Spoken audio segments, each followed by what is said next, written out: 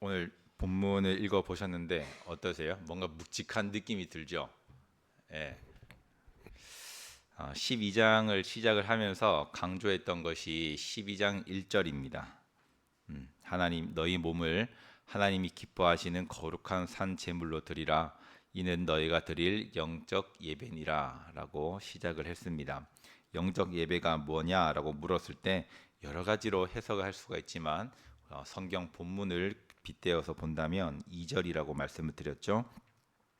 이 세대를 본받지 않는 것, 그 다음에 오직 마음을 새롭게 함으로 변화를 받는 것, 그 다음에 하나님의 선하시고 기뻐하시고 온전하신 뜻이 무엇인지 분별하는 것, 이게 영적 예배를 드리는 태도라고 말씀을 드렸습니다. 그리고 영적 예배를 드리는 그리스도인은 어떠한 삶의 모습인가라는 것에 대해서는 6절과 8절에 6절에서부터 8절까지 우리에게 각자에게 주신 또 하나님의 은혜대로 주신 그 은사대로 우리가 그리스도인의 삶을 살아야 된다라고 어제 말씀을 드렸습니다. 오늘 본문은 그러면 그리스도인의 삶을 살고자 하는 영적 예배를 드리고자 하는 그리스도인들의 삶은 이렇게 살아야 되는데 이렇게 사는 게 중요하냐? 그 전에 어떠한 마음을 가지고 이렇게 살아야 되지 않냐라는 질문에 대해서 어떠한 마음을 가지고 살아야 될까라는 것에 대한 설명입니다. 9절과 10절에 보시면 사랑이라는 내용으로 설명을 합니다. 사랑은 그 자체로 완벽하고 고결하고 꾸밈이 없고 위선이 없는 것이 특징입니다.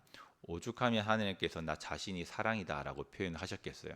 그만큼 여러 가지의 감정과 여러 가지 형용사적 또 부사적인 표현 중에서 가장 강렬하고 진한 것이 사랑이기 때문이겠죠. 그렇기 때문에 가장 우리가 실천하기가 어려운 감정이자 실천하기 어려운 표현입니다. 왜냐하면 그 사랑 자체에는 거짓이 없어야 되고 꾸밈이 없어야 되고 위선적이지 않아야 돼요. 말 그대로 정말 사랑해야 되거든요. 자, 그러면 그런데 그 사랑은 또 신앙 공동체에서 빠지면 안 돼요. 신앙 공동체에서 가장 중요한 요소가 바로 사랑입니다. 앞에서 설명한 바와 같이 그리스도인의 통일성 안에서는 성도의 다양성도 존재한다라고 말씀을 드렸습니다. 각자의 다양성은 맡은 직분과 책임을 통해서 행동으로 나타나는데 그때 그 상대방의 행동을 어떻게 바라봐야 되는지를 오늘 사랑을 통해서 알 수가 있어요. 그 행동이 더 이상 악이 아닌 이상 그 사람의 행동이 악의를 가지거나 혹은 불순한 의도를 가지고 행동하지 않는 이상 그 사람과 협력하여서 선을 이루기 위해 힘쓰고 또 오늘 본문에 나오는 것처럼 10절에 서로 형제를 사랑하여 서로 우애하고 그리고 존경하기를 먼저 하는 것이 사랑하는 사람의 마음이자 태도입니다. 11절에 보시면 이제는 성실함에 대해서 얘기를 하는데 부지런하여 게으르지 말고 열심을 품고 주를 섬기라라고 말씀을 합니다. 주님을 섬기는 일에 부지런하여서 게으르지 말고 열심을 품으라고 말씀을 하세요. 열정 있고 또 역동적인 섬김과 또 자발적인 순종의 모습을 가지라는 말씀입니다. 사역을 하면서 제가 많이 느끼는 게 뭐냐면 목회자도 직분자 중에 하나죠. 근데 그 목회자 저는 목회를 하니까 목회자를 예를 드는데 각자의 직분에 맞게끔 생각을 해보시면 됩니다. 교회 사역과 또 직분과 목회에 있어서 게으르고 또 열심이 없고 하기 싫다면 빨리 그만둬야 됩니다. 하면 할수록 죄 짓는 거거든요. 하나님께서는 그 사람의 행동을 보시나요? 아니면 그 사람의 마음을 먼저 보시나요? 마음을 먼저 보시죠. 근데 그 사람의 마음이 일하는 게 너무 고통스럽고 짜증나고 하는 게 힘들어요. 그러면 어떻게 했어요? 그 행동으로 말미암는 옆에 사람들은 편할까요? 같이 동역하는 사람들은 힘들겠죠. 눈치 보이겠죠. 그리고 그에 대한 행동의 결과가 또 잘 나올까요? 겉으로는 잘 나올 수가 있겠죠. 그러나 그 과정 가운데에서 서로 상처 있고 말을 함부로 해서 상처 있고 기분 나빠서 또 기분 나쁨을 당해서 여러 가지 가운데에서 분명한 어려움이 있을 겁니다. 그러면 나는 직분을 받아서 목회자로서 혹은 직분자로서 각자의 맡은 사역을 하는데 다 깨져가고 있는 거예요. 망치로 유리를 깨뜨리는 것처럼 다 깨져가고 있는 거예요. 결과가 남는 게 뭐예요? 예, 깨짐밖에 없는 거예요.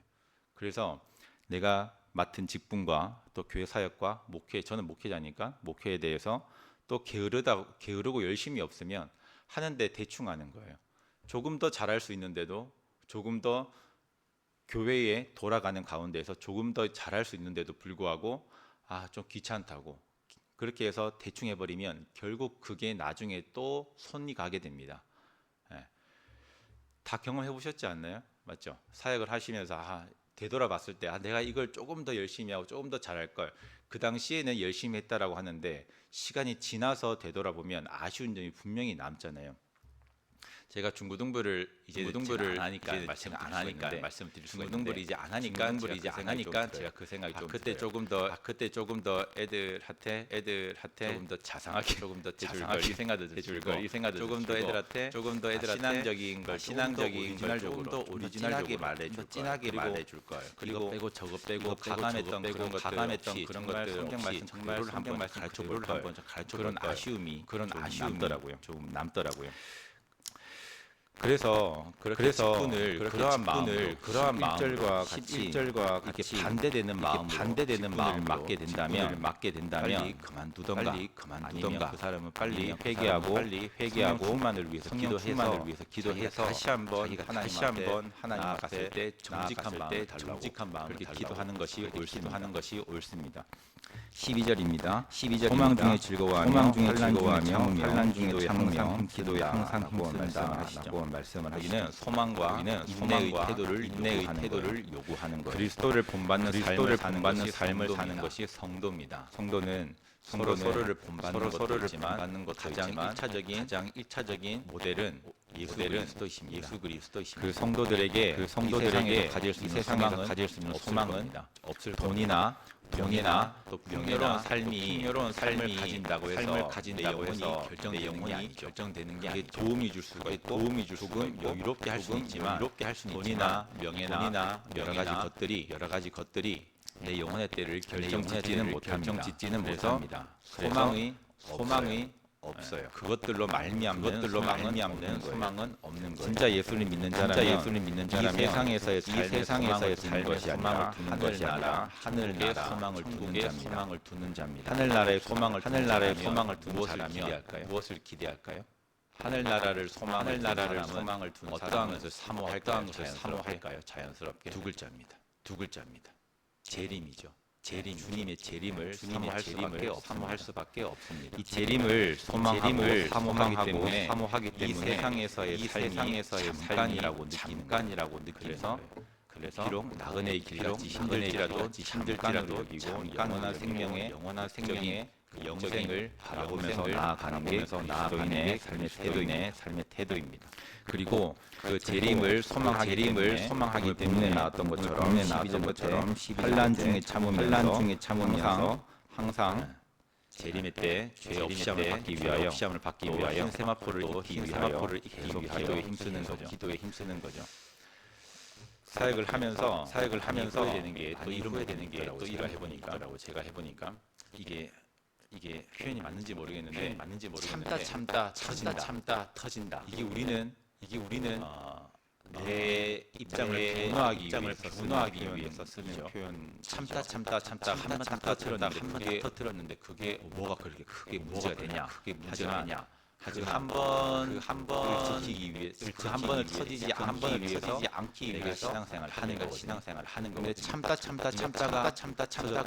그러면 그 참는 게 아무런 의미가 없어져 버리는 거예요. 그래서 우리가 소망을 품고 있는 그것이 명확하다면 끝까지 참을 수가 있는 거예요. 그래서 그 끝까지 참았던 것이 결과로 내 영혼의 때에 하나님 상급으로 남는 겁니다. 그래서 우리가 12절에 나왔던 것처럼 환난 중에서 잘 참으시기를 부탁드립니다. 그래야 시끄럽지가 않습니다. 한 군데서 일이 터지면 반응으로 인해서 계속 터지게 돼 있습니다. 그러면 교회 안에서 좋으면 얼마나 다 경험해보셨죠. 교회가 평화하고 안정적이어야 교회가 차분해야 내 일상 또한 맞게끔 움직이게 됩니다. 그런데 교회 안에 자취 안에서 여러 가지 문제점이 발생해서 내 마음을 계속 요동치게 한다면 삶 또한 불편하게 그렇지 않기 위해서 기도하면서 교회를 안정화시키고 내가 속해 있는 부서를 안정화시키고 자치회를 안정화시키는 이유가 내 신앙을 누군가를 위해서이기도 하지만 1차적으로 신앙생활을 위해서 기도하는 거죠. 그다음에 13절입니다. 13절은 구제와 섬김에 대한 내용입니다. 영적 예배를 드리는 성도들의 구원에 대해서 관심을 가지는 것이 당연하고 내 옆에 있는 성도들뿐만 아니라 지역사회와 이웃에 또 내 대한 필요를 쓰는 것도 당연합니다. 율법에서도 마찬가지고 예수님의 사역 현장에서도 마찬가지고 항상 등장하는 인물들이 있는데 누구 개개인이 지칭하는 게 아니라 그 사람들을 얘기하는데 고아, 과부자, 죄인자, 귀신 들린 자 이러한 자들을 그냥 지나치시지 않아요. 그냥 지나치시면 예수님께서 오신 목적이 아닌 그들을 위해서 오셨는데 하나님 나라의 성격을 보여주는 대목입니다. 하나님 나라는 부자이거나 잘생긴 사람이거나 몸이 좋은 사람이거나 돈이 많은 사람이거나 이러한 것이 기준이야. 그렇다고 그 사람들이 못 간다는 기준이 아니기 때문에 말이 맞지 않죠. 하나님의 나라는 마음이 갈급한 마음을 회복할 수 있는 자가 가는 곳입니다.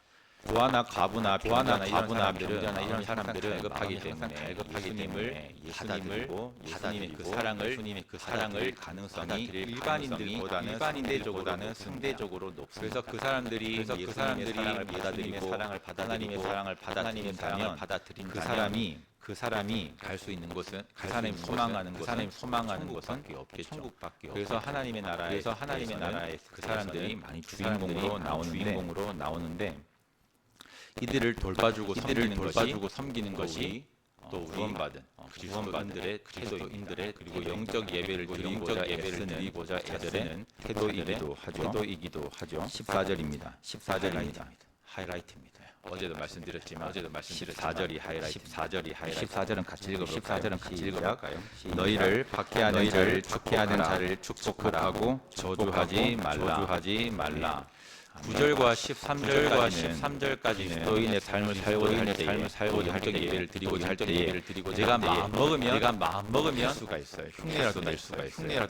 마음은 조금 없지만 부지할 수도 있고 성실할 수도 있고 섬김을 할 수도 있습니다. 그런데 14절 같은 경우는 12장 1절의 말씀과 봤을 때 거룩한 산제물로들이 가장 연관되어 있는 죽진 않지만 제물로 올라가는 제물이잖아요. 이게 산제물이면 14절에 나를 박해하는 자에게 축복하는 것은 내 원래 어머니가 자주 쓰시는 말인데 이 심정이 문드러진다라고 하죠.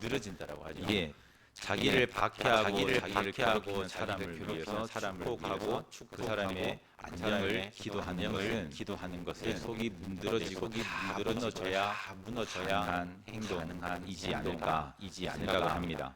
그래서 나의 혈기나 왜 이게 산제물로 표현했을까? 재물은 기본적으로 타는 거예요. 아예 싹 다 없어지는 거예요. 화목제물처럼 무의적으로 제사장이나 나눠 먹는 그런 것도 있지만 번제 가장 기본인 번제는 타는 것을 싹 다 태우는 것이 가장 기본 원칙입니다. 그러면 그 타는 과정에서 나의 혈기, 또 나의 자아, 또 나의 의지, 또 나의 요즘에서 말하는 나의 그거 뭐라죠? 말하죠. 자기 본래적 성격, 태어난 자기 본 성격 두 글자 있는데 천성, 기질, 이런 것들이 내가 그렇게 태어났다고 해서 신앙생활에 방해가 된다면 그거는 하나님께서 충분히 바꿔주십니다. 그리고 나의 쓴뿌리나 나의 상처는 하나님께서 사랑으로 덮어주시고 그 사람에게 다른 사람에게 뿜어낼 수 있게끔 도와주십니다. 그렇게 나의 혈기나 의지나 기질 또 이런 자아가 다 죽어 없어져야 같이 다 불타 없어져야 가능한 게 14절의 말씀입니다. 나를 박해하는 자에게 축복을 할 수가 있고 저주를 하지 않을 수가 있는 겁니다. 그래서 14절은 다른 설명보다 자체의 말씀이 우리에게 울림을 줄 겁니다. 바울은 말씀 정리하겠습니다. 바울은 유대인이든 간에 그리스도의 피로 말미암아 자에게 말합니다. 예배를 드리는 자에게 얘기를 하는 거예요. 그리스도의 성품을 받으라고 얘기를 합니다. 빌립보서 2장 1절에서 5절부터 제가 읽어드릴게요. 잘 들어보세요. 그러므로 그리스도 안에 무슨 권면이나 무슨 사랑에 무슨 위로나 성령의 무슨 교제나 자비가 있거든 마음을 같이하여 큰 사랑을 가지고 뜻을 합하여 한 마음을 아무 일에든지 허영으로 하지 말고 겸손한 마음으로 자기보다 남을 낮게 여기고 각각 자기 일을 돌보는 더러 또한 각각 다른 사람들의 일을 돌보아 나의 기쁨을 충만하게 너희 안에 이 마음을 품으라. 그리스도 예수의 마음이라고 말씀을 합니다. 오늘 하루도 그리스도의 마음으로 사시길 바랍니다. 하고 싶은 말이 올라올 때 있죠. 이게 올라올 때 있지 않아요? 참으셔야 돼. 교회 여러 가지 또 어려운 점, 또 교회가 챙기지 못한 점 올라올 때가 있죠. 참으셔야 돼. 그리고 서로 간에 의견이 맞지 않아서 다양성 때문에 하고 싶을 때에도 한번 참으시고 그리고 그게 하나님께서 그 사람을 변화시켜야 합니다.